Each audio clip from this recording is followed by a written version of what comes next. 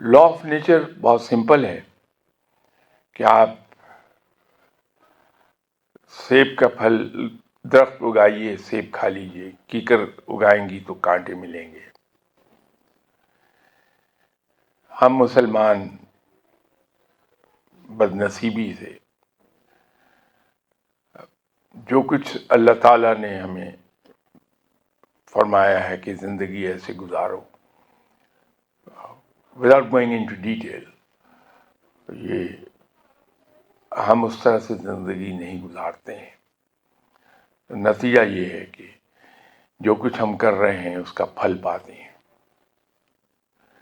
دوسری بات یہ ہے کہ جو جرم ضعیفی ہے اس کی سزا مرگ مفاجات ہی ہے۔ تو مسلمان باوجود اللہ کی تمام تر دنیاوی نعمتوں کے ہم اس ڈائریکشن میں اللہ تعالیٰ کی نعمتوں کو صرف کر کے اپنے آپ کو مضبوط نہیں بنا پائے جیسے بنانا چاہیے۔ یہ ہم نے ایک اور لا آف نیچر وائلیٹ کیا ہے۔ تیسری بات یہ ہے کہ آپ صلی اللہ علیہ وسلم کا فرمان ہے کہ تمام مسلمان ایک جسم کی مانند ہیں۔ جسم کے ایک حصے کو اگر تکلیف ہوتی ہے تو اس کی درد کو پورا جسم محسوس کرتا ہے۔ چند لوگ اپنے حق کے لیے لڑ رہے ہیں، کھڑے ہیں، لیکن